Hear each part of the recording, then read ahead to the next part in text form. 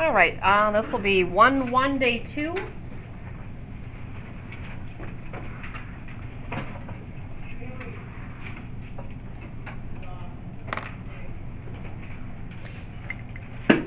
And the big idea that I thought I was going to get to yesterday but ran out of time is the midpoint formula, right out of Algebra 1.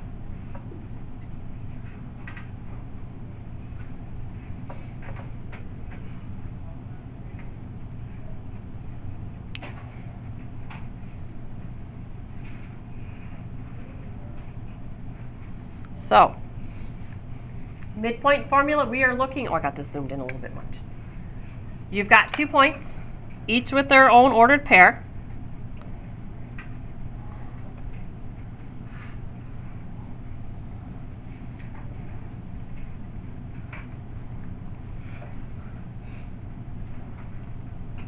So x sub 1, y sub 1, and x sub 2, y sub 2. And we want to have a nice, easy way to find the coordinates for that midpoint.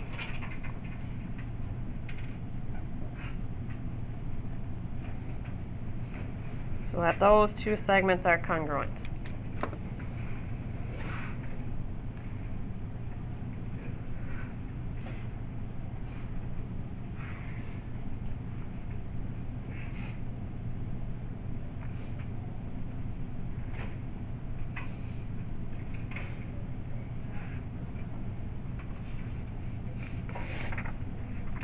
Okay, now you can stop writing, just look. I want you to come up with a way where hopefully you can remember this without saying, oh, I got to look at my notes to get this formula.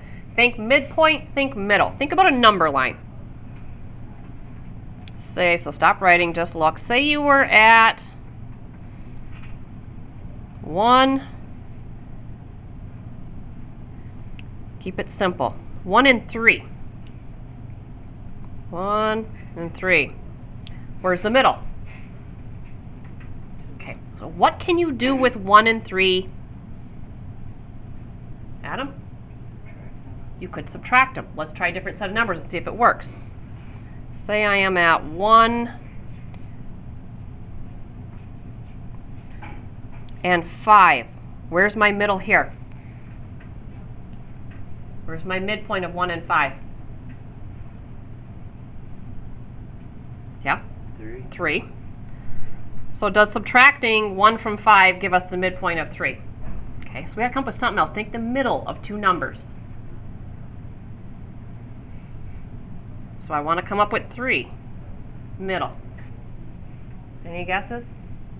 Emma? Yes, you're going to add those endpoints and divide by 2. So in essence, what are you doing when you add two numbers and divide by 2? What's that called? What are you doing with those two numbers?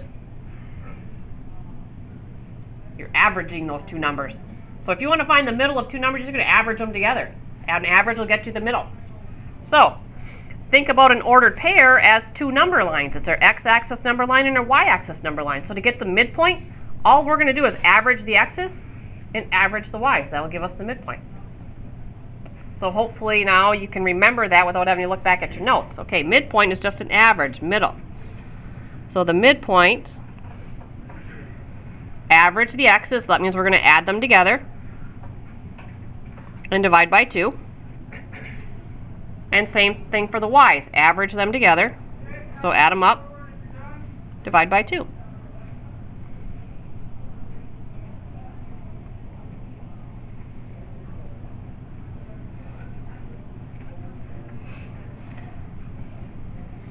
So let's go with straightforward junior high midpoint, and then I'll challenge you after that.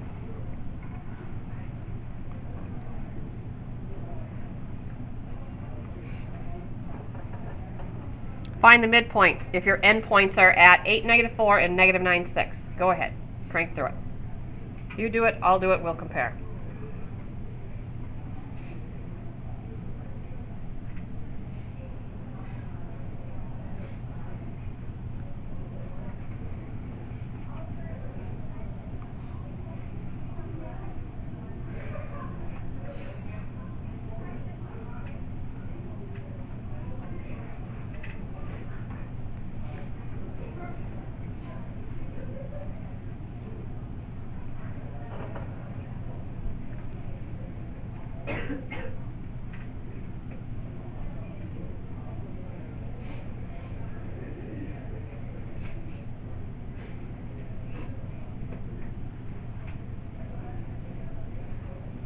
How'd that work out for everybody?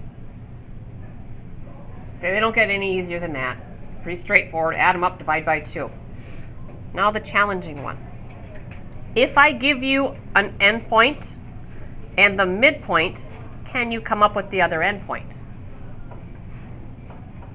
It's just an algebra setup and work backwards. So here we go.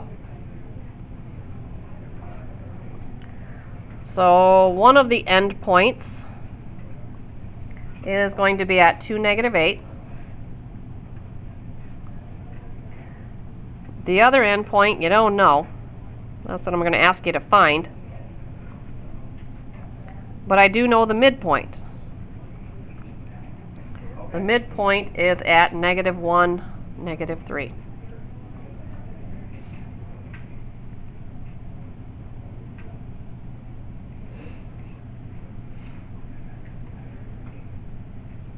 So it's like having the answer to the question and finding what you started with. That's just an algebra problem setup. So remember, midpoint is just average your x's together, and when I average them together, what's my answer supposed to be? -1. So I'm going to set up an equation that says I'm going to average these two things together. So to average those together, I add them up, 2 plus x. And because I'm averaging, I got to divide by 2. And I'm going to set that equal to the midpoint. And we'll do the algebra, solve that in a minute. So I'm going to set up the y's too. Because to get this answer of -3, it's the average of these two things. So I'm going to average -8 and y. So -8 plus y divided by 2 because I'm averaging. That has to come out equal to -3.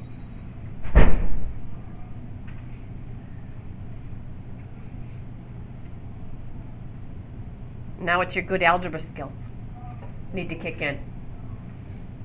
How are we going to solve this for x? What's going to be our first step? Yes?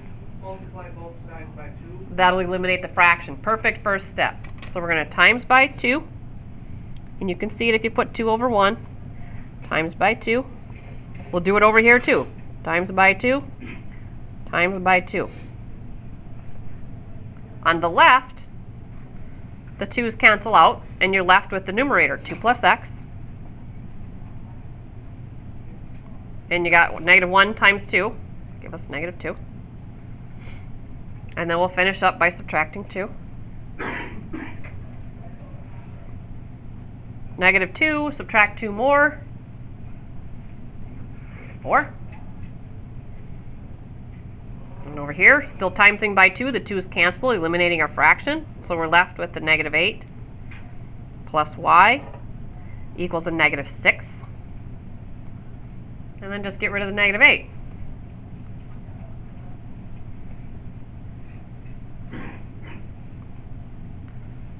So the other endpoint was -4, 2.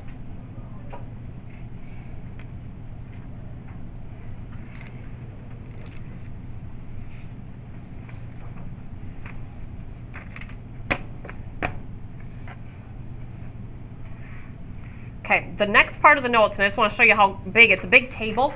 I mean, it takes me a whole page because I write big. I just want to make sure you got enough room to fit the whole table on your notes. If you want to start a new page, where you can see how big it is. I mean, I don't know how many lines it's going to take you, but just fair warning, don't want you to have 3 lines at the bottom and then complain. It's been known to happen.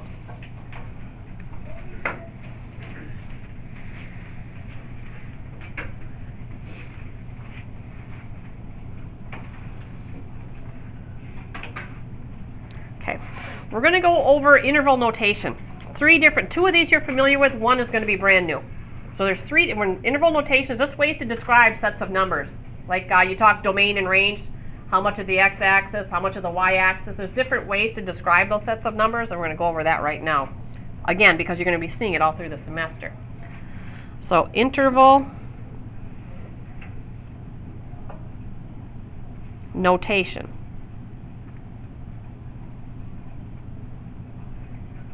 is used to name a set of numbers.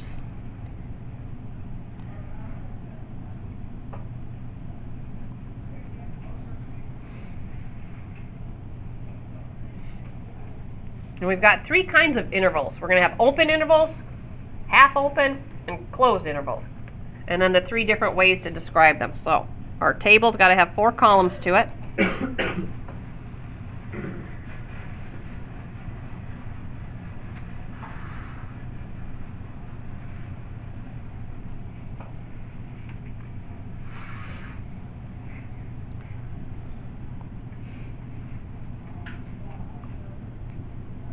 So we've got the interval type. We're going to talk set notation.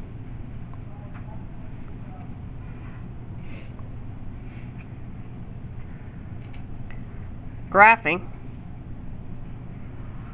And interval notation.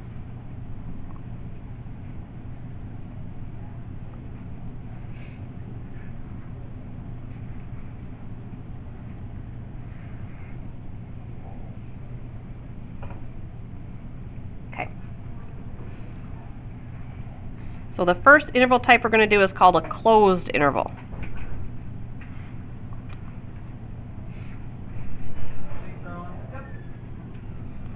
To be closed, both of the endpoints are included in the set. Both endpoints are included.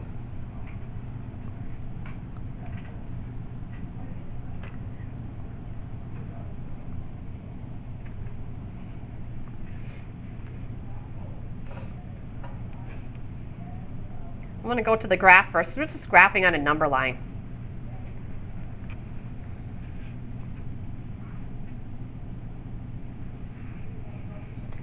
So say I wanted to talk about all of the numbers from 1 to 20, including 1 and 20. So you have your number line. You can start it at 1 all the way to 20. Remember the open circles and closed circles back from algebra? When are they open and when are they closed? When should you fill them in and when should you leave them open? Adam, you remember? They're closed If it's included. These are included. So for me to graph, and usually I do it right on top of the number line, but I like to go above it. So we're going to have filled in circles at 1 and 20, and then we shade in between.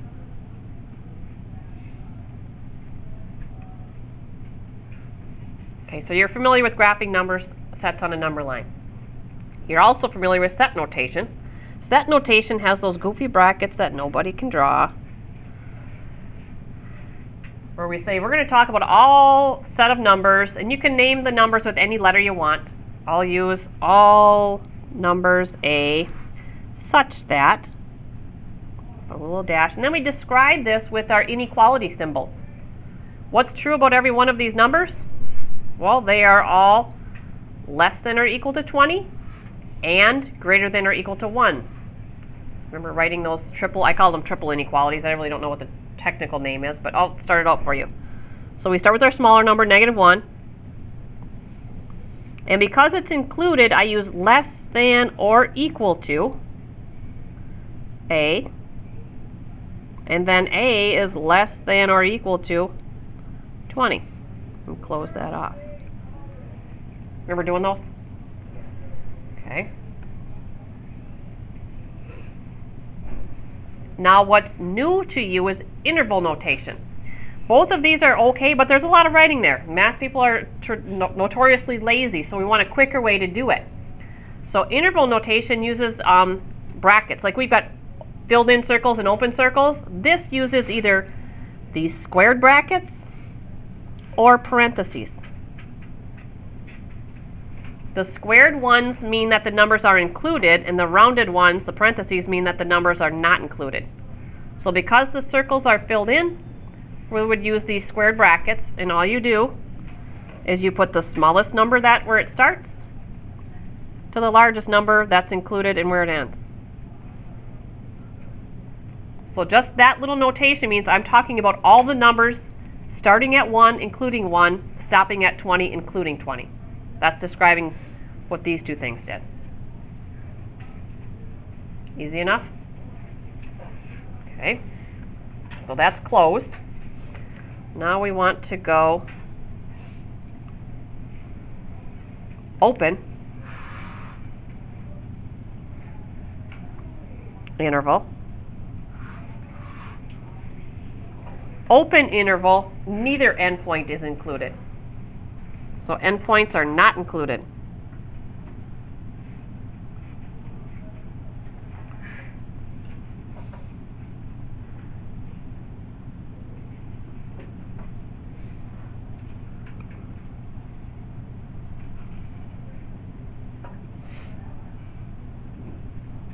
Oh, I forgot to go back to this number line.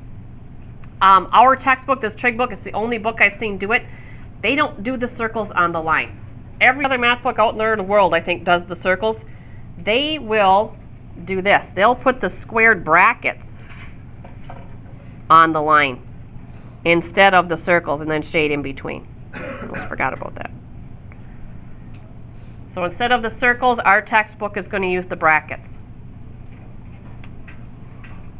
But I think 9 times out of 10, you'd see the circles. Okay, back to open now. Open, neither endpoint's included. So let's say I am talking about all numbers greater than 2, not including 2. So all numbers greater than 2. How would you graph that on a number line? Numbers greater than 2. Adam. Open circle at 2, and then arrow to the right. Okay, there you got your number line. Set notation. Set of all numbers we're going to call G, such that, what's true about all my numbers G? Using your inequality symbol.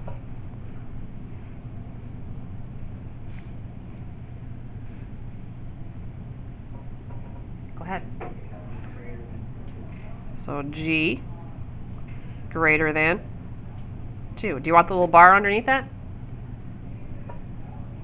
No, you don't. No, you don't. It's not a, oh, maybe not. It's, no, you don't. Because if it's there, what does that mean?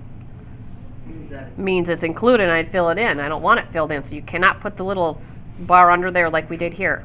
If the circles are filled in, you have the little equal to. If they're not filled in, you leave it blank. And then you finish it off. So now the new interval notation. Well, I see my smallest number that's not included is 2. So because it's not included, I'm going to use the parenthesis.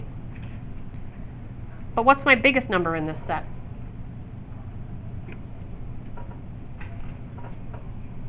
Adam? It is infinity. We're going all the way to infinity. And infinity will always have a rounded bracket.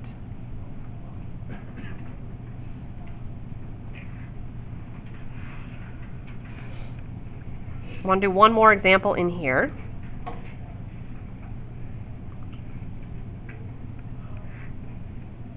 Okay, how about everything from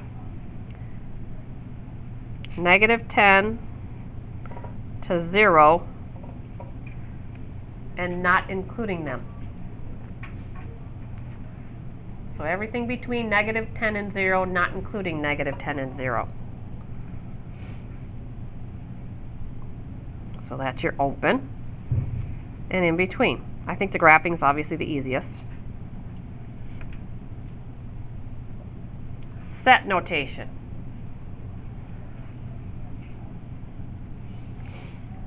Oh, let's go with C's. How do you write this triple inequality?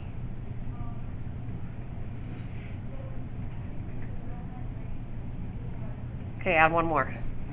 So, all number C such that -10 is less than C, which is less than C. Yep, start with your smaller number, then get the right inequality, and it is just a less than C, and then a less than 0.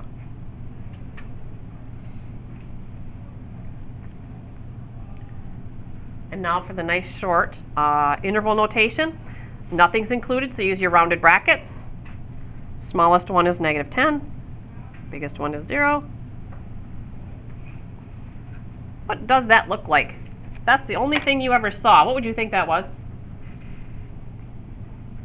There was no context to it. A point on a graph. So you definitely need to have context, and like the domain is this. So now when we talk domain, we're talking sets of numbers. So you got to have some context when it's an open one. Otherwise, it just looks like a point, an ordered pair. We're talking about a whole set of numbers from -10 to 0. Okay, and then our last one is we have open, we have closed. Now we've got the half open intervals. What does it mean to be half open? What else are you? Half full. Half what? Half full? Not half full. If you're half open, you're half closed. See, positive, half open. Nice. It's like half full, half empty. So half open, one endpoint is included.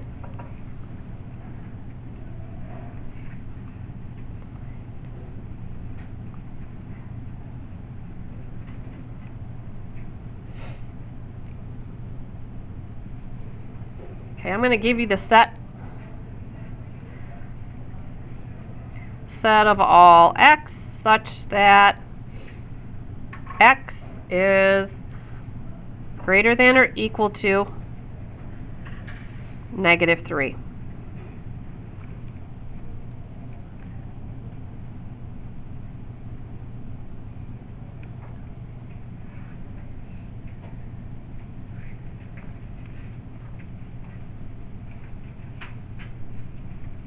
And let's go, I'm a Wyman. How do I graph that on a number line?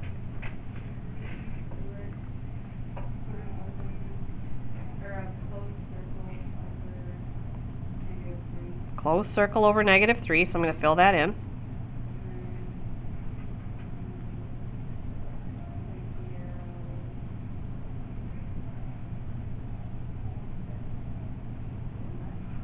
Nope, because it's greater than. The way this thing points is the way your arrow is going to point. So when I say greater than -3, I want where are the bigger numbers? The bigger numbers are to the right. Okay, so that's what we want there. And let's go with Skylar. How am I going to do the, I don't know who Skylar is yet. Where are you at? Oh, got my first absent. Skylar. Absent. Okay, let's go Heidi. Yay. How are we going to do the interval notation for this one? You want a rounded one or a squared one? Rounded one. And then?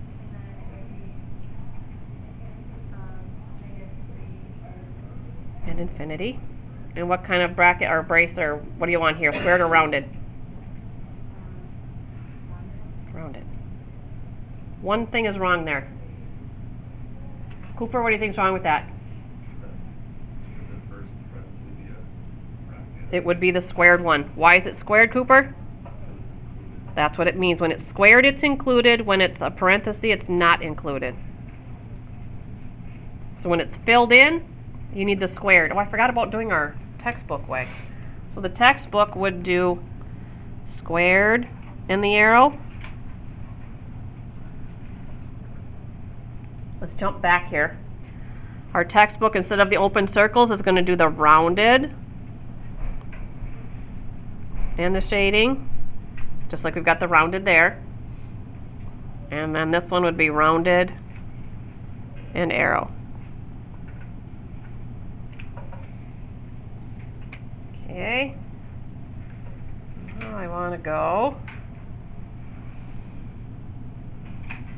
set of all b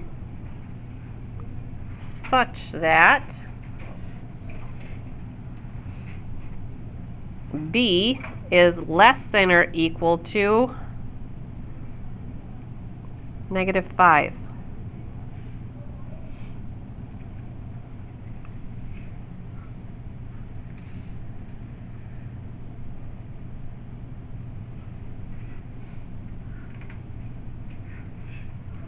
Grace, can you tell me how to graph this on a number line?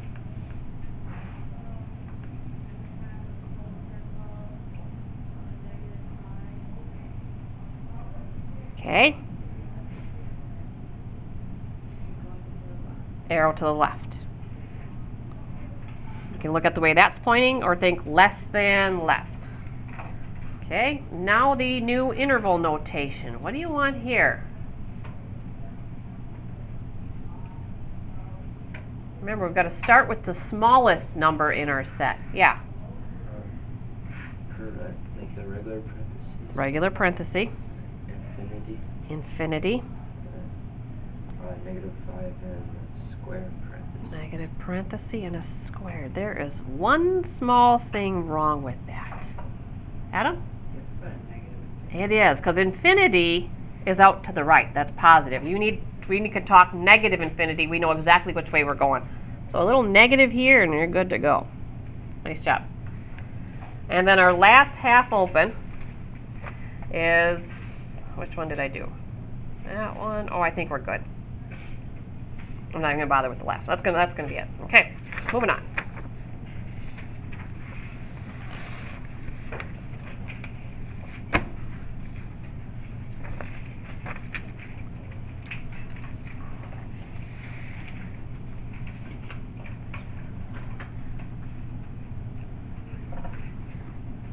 All right, function values.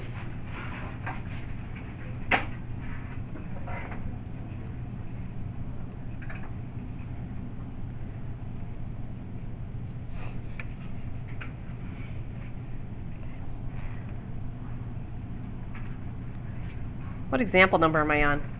Yes. For the, Oh, table, why is the bracket like on the opposite side? this one here? Yeah. Because it's on the 5. The negative 5, whatever bracket this goes with the number next to it. In the 5, negative 5 does have the filled in circle, so it's got to have the square bracket. And the smallest number in my set is this number going to negative infinity. So that's why I have to start it with the smallest. So what's farthest to the left is negative infinity. And infinities will always be rounded. Those will never ever have a squared. So negative infinity will always be rounded, and so will positive infinity be rounded. But it stops. My biggest number in this set is negative 5, so I'm stopping at negative 5, and because it's filled in, I have the squared bracket, I'm including it. Did I answer that for you? Yeah. Okay. We're on example 3. We're on example 3. Perfect. So if I give you a function, a nice easy one,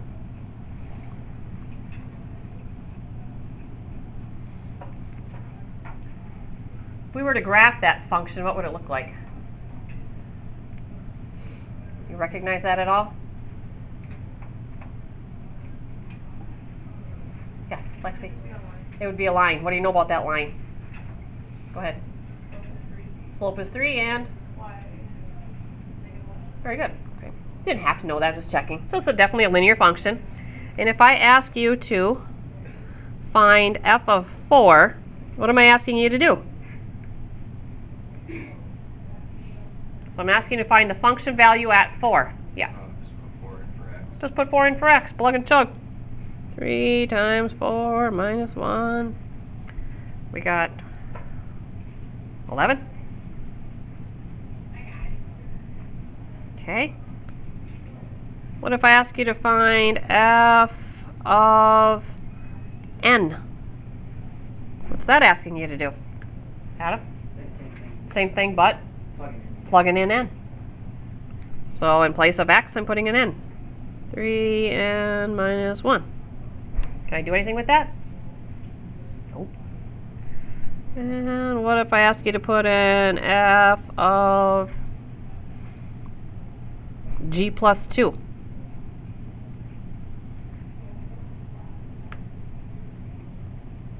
Go ahead, Adam. Same thing. You're taking, in place of x, you're putting in the quantity g plus 2. So 3. In place of the x, I'm putting in g plus 2. And then minus 1. Did I do that correctly? Adam? You can put the G plus 2 in parentheses. Definitely has to be in parentheses.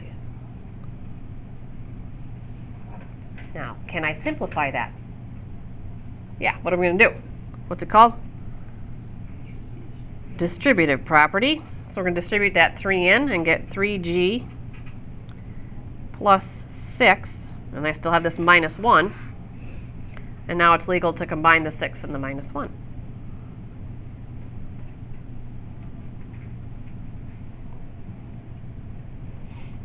Simple algebra 1 stuff.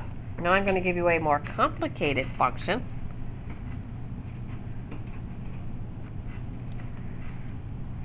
F of x, 3x squared minus 2x plus 1. If you were to graph that, what shape would you see? Adam? Parabola. See, Mr. Drew taught you well. That is a parabola. Okay, start easy. F of, let's go, negative 3. Go ahead, plug negative 3 in, crank through it, see what you guys get. 'Cause I guarantee not all 30 of you are going to get the right answer here. It's way too early in the year for everybody to get their algebra right.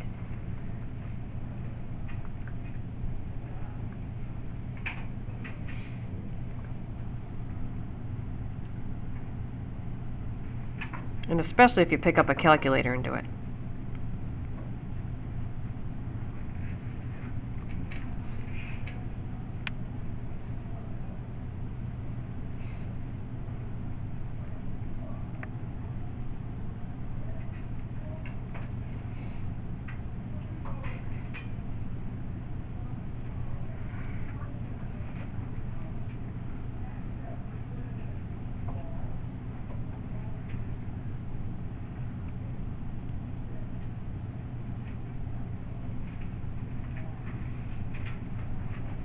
.34s?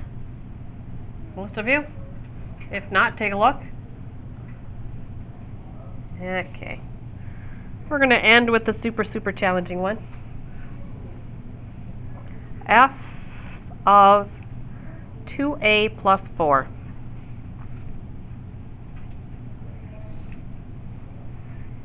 So again, wherever we see an x, we're going to put in the quantity 2a plus 4. So it's 3. Substitute in for x, and we're going to square it. So that now becomes 2a plus 4 squared minus 2 times the 2a plus 4 plus 1.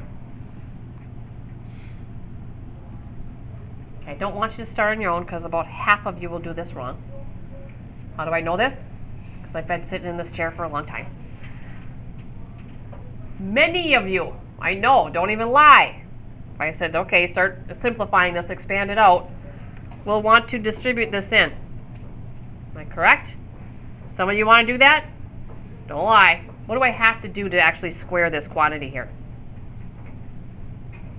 What? You got to FOIL. Because if you've got 2a plus 4 squared, that means 2a plus 4 times 2a plus 4. Once you see it, you're thinking, oh yeah, that's that FOIL business I've got to do. So we're going to write it down.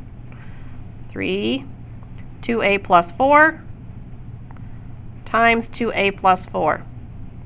It is illegal, mathematically, to distribute that exponent over an add or a subtract sign. You can't do it. Okay, so we're going to come back and FOIL that in the next line. What do I need to do here to get rid of my parentheses? Adam. Distribute in a negative 2. So negative 2 times 2a will give us a minus 4a. And then a negative 2 times that 4, minus 8. And the 1's just carrying along for now.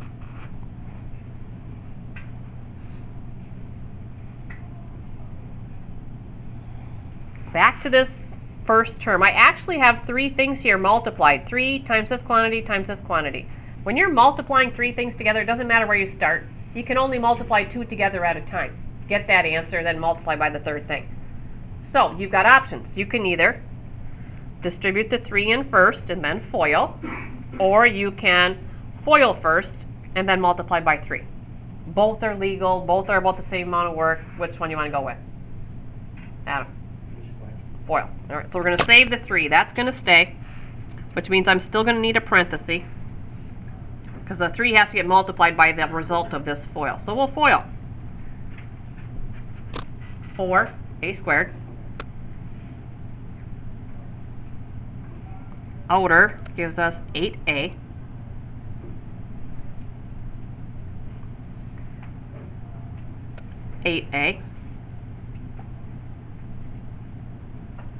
And then 16. I think I'll take the time to combine the negative 8 and 1. So negative 4a's carrying along. That'll give us a minus 7 there. You can distribute and then combine these two terms, or you can combine and then distribute. I think I want to make that 16a. And now distribute. So the 3 is going in. 12a squared.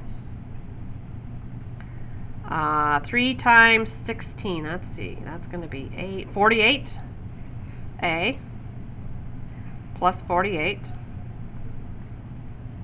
minus 4a minus 7. And we're ready to finish it up. 12a squared. Let's see, a's combined, that's a 44. And 41. Okay. So I got to go back and pick up the midpoint stuff that I didn't get to yesterday, which was, we stopped at 42.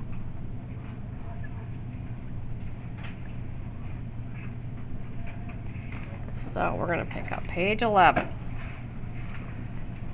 50. 52, 54,